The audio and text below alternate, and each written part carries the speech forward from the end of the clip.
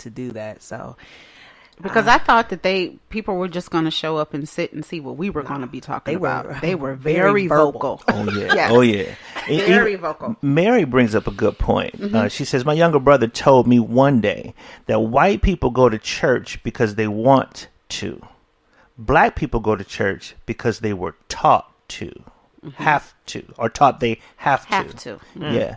So that kind of goes back to what you were saying before about the differences in cultures, the differences in opinions and outlooks on things that are kind of fundamental, you know, in our lives. They're foundational, but the reasonings behind it. Pardon? were y'all made to go to church as It wasn't. children? It wasn't made.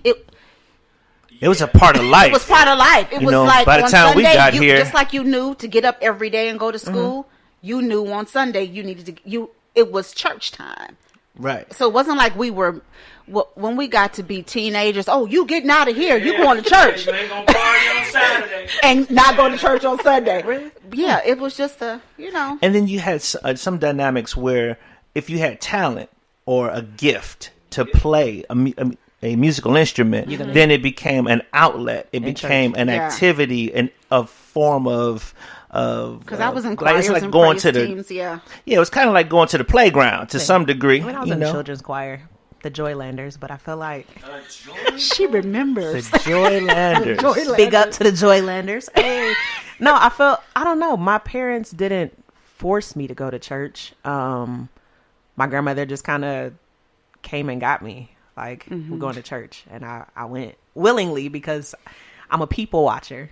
And so church, I was able to observe, you know what I mean? Like, I bet you saw a lot. Yeah. Can you sing one of them songs from the Joylanders? No, thank you. And she said, Me. No. I'm not about to Her embarrass and myself. Mary about to get in a duet. I went to church every single day of my life. No. I did like, oh boy. Sadly, I did like the Christian rap. I was that kid that like. you I can sing see like that. that. I can see Yeah, that. I can see that. Why'd you say sadly? Because I felt like then, Back then, it wasn't accepted. yeah, it was really weird. No, it was in a It's lot of fitting churches. for you, Okay, I though, say that to be because that it leader wasn't on that, accepted. though. I would was do. doing I Word think I did Brothers. back to back like talent shows in the church, right? And I remixed so many songs to make it fit the Christian mold, and everybody was with it, but I never won. So let's hear what that sounds like. Oh, I'm interested in Now that. bringing to you. Maybe another Bring it to time. you, Cam, I am. Here we go, y'all. On the ones and twos. We got the rhythm and the beat. I don't need your. Okay, sorry, I got a little carried away. No. Somebody said can't spit a few bars. No. On another time, another show. Okay. But yeah, I felt like it was just really taboo to try to bring that rap, that hip hop into that space. It's becoming center stage for a lot of young people who are in church now because they're into rap. Yeah. And I think it's more acceptable now than it was when you and I were in church. Sure. Because when you and I were in church, we still had the old church mothers and the old deacons. You ain't bringing that stuff in here. Right. Because it was, it's like a jungle. Yeah. Yeah. So I think it's more accepted now as the tides are changing. Right. And a lot of churches are figuring, and that's the taboo conversations. You know, churches, they need to kind of conform, but they don't want to conform to what they feel is the world. But they're trying to find a way to get younger people into the church. Because they definitely are not sitting in the pews. No, right they're now. not. Yeah, They're not. You're not. There's the mothers of the church. Now, I can argue this. We was the first rap. I want to throw that out there. He remember that. We was the Word Brothers. So we traveled. Yep. We traveled. Y'all was out here rapping? Before you, yeah. We was out here rapping. I was beatboxing. Kevin was throwing little chords. We had Toro. Uh-huh. We used to rap. It was called the Word Brothers, which crossed over to the GP specials, and that's a whole nother gamut. But I used to argue with people about this in church, about music and young people coming to church and bringing rap to, or some form of kind of R&B-ish vibe to the young people. is they got mad at it, but I told them, I said, Mahalia Jackson ain't about to win Lil Ray Ray No. in the church. No. And Andre I think Crouch that's and where James churches Cleveland are coming to. Yeah. it's not going to reach. You got to reach them where they are. Yeah, so you do. if I'm coming in with the, Fred Hammond, it ain't going to do it. You know what I mean? Because these 20-year-olds are not singing hymns. They're not. We know them. Yeah, and it's funny because Yeah. it kind of goes a little full circle, where it comes back to the language. Yeah. And how you're able to communicate. Sometimes it requires the accompaniment of a beat or a chord structure. I mean, because there's a language that Ty Tribbett speaks that Fred Hammond doesn't speak. Absolutely. There's a language that Jonathan Nelson speaks that Jonathan, what's the other boy with the high voice? McReynolds. That kid talks a whole nother language. Yeah. I love his And voice. the guitar. And Nelson. love Jonathan Nelson. him. Oh my goodness. But the way that we're able to even identify with these has to do with technology. We're starting to see some things where, remember Sunday's Best? We got our own Jeffrey Gold in that one, and different people have been able to create styles and manufacture styles out of things that are popular in the secular world, but also out of things that are from an individual's creative space. Like our producer has got some incredible production ideas that he puts together. In some ways, we grew up in the same church, but we think so differently on a musical level that it allows for that beauty to be expressed in a space where sometimes it won't be accepted. Yeah. But in other spaces, it can be. And because it's there, do we ignore it? Do we put it down? That's the challenge that the church, I think, is experiencing now, because they don't know how to embrace the gifts, the creativity, because they're so diverse. Yeah. Now that they've found out that people have gifts in social media, videography, what's the other thing that everybody's doing now? Graphic design. They're now trying to embrace those gifts, which ain't traditional. Everybody ain't singing. Everybody ain't playing the drums or the organ. The gifts have spread, and they've grown in ways where now there's an appreciation for it. And Tasha, I see you. Each generation brings their own flavor to praise and worship that must be respected. Appreciate that, Tasha.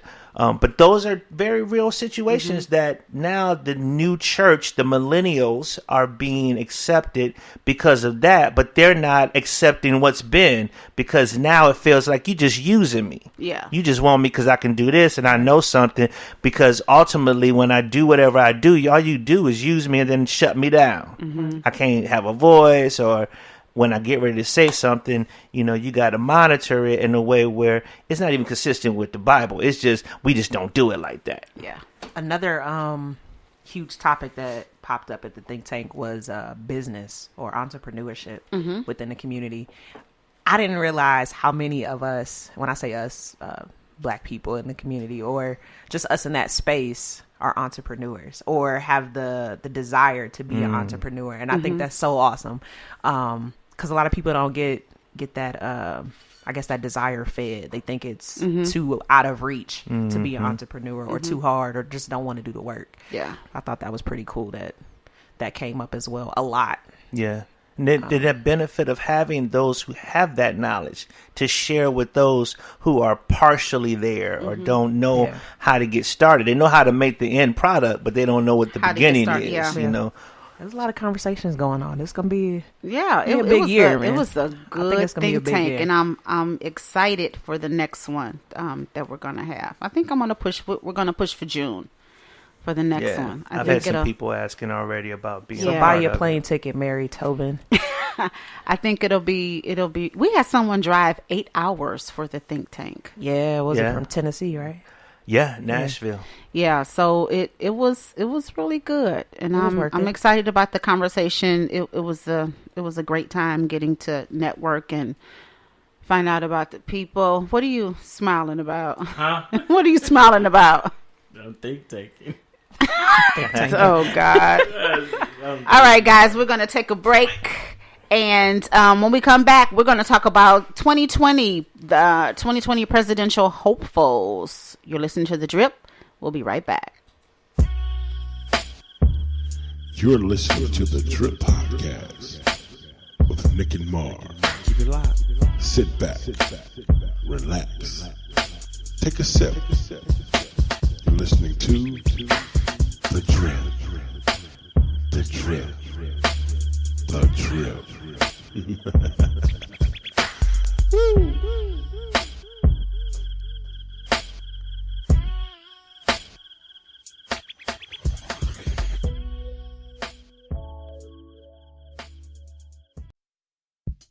It's the smoked turkey ribs. It's the sauce. It's the service. Triple S, Smoky Sweet Soul. Are you looking for a quick bite to eat for lunch? Or maybe someone to provide food for your next get-together or meeting? Why don't you try Smoky Sweet Soul? Our award-winning cuisine is certain to hit the mark.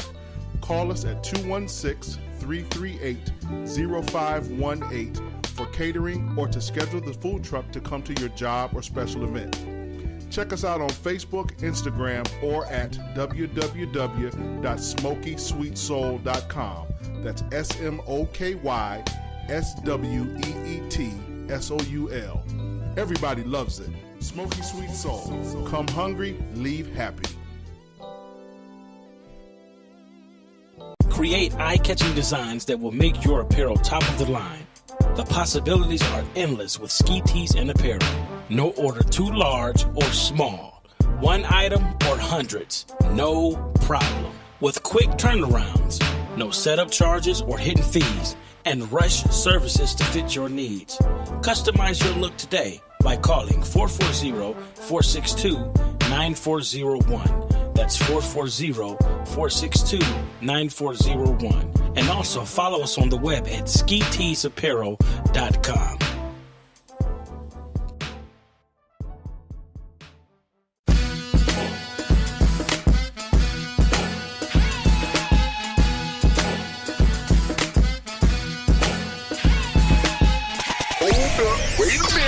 You're listening to the Trip Podcast with Nick and Mars. Keep it locked.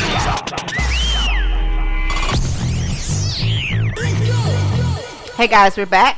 Thank you for listening. We see you guys on Spreaker, so thank you for tuning in live. Keep your comments coming. Good morning, Mom. Hey. I'm glad you're online.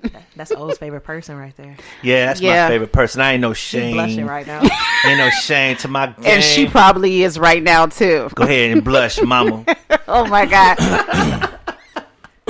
Uh-oh. Yeah, that's her son right there. So we're having good conversation. So what do you guys think about the 2020 presidential Democratic I think they're overdoing candidates? I think they're overdoing it. It's oversaturated right now. It is oversaturated. And I don't know if it's because we don't like Trump like that. So we're It's a little bit, yeah. throwing it. Because where were all y'all at when this election was going on? Yeah. What, 2 years ago? Mm-hmm. Where was everybody at? 3 years ago? Yeah. Yeah. I don't know. I just think it's a bit much. But we got some good candidates. If you had to pick three, who would your top three be? Top three, Cory Booker, Bernie Sanders, Elizabeth Warren. Cory Booker for president? Yes. That's okay. Yes. Okay. Yeah. I'm That's just surprised interesting. on Bernie's. That's interesting. You surprised on Bernie? Why? Is he gonna make it? I mean, you can say because the of his same- age. Around for a minute. I'm Yeah. just You can say saying the same about Joe Biden, though. same Yeah, thing. yeah, I you ain't can't. right. Yeah. Joe is just a year younger, Right. or 2 years younger. So is everybody leaning towards Joe because of Barack? Yeah. Well, we're going to get into that in just Yeah, a second. I don't real have question. a three. Give me you don't have a top three? I don't have a top three. I No? think it's. I don't know if at this moment it looks like I need to pause and watch and see what's going on. Because as you Yeah. said, it is so saturated. Could that be a part of a grander plan? Meaning that we've been divided so much for so long. Yeah. For us not to pay attention to that. I mean, right now, everybody wants to run because they can't do no worse. Yeah. I mean, so you might as well get some kind of love from finding out, or finding out from the main population. Do y'all like me better than you like him? Which ain't a hard question. Probably yes. Everybody on the ballot right now would be liked probably more. So the Yeah. popularity thing right now, it seems like it's getting in the way of what's really important. And you can tell just in conversation with these candidates that a lot of their focus is we hate Trump Right. instead of the real issues that we have going on. And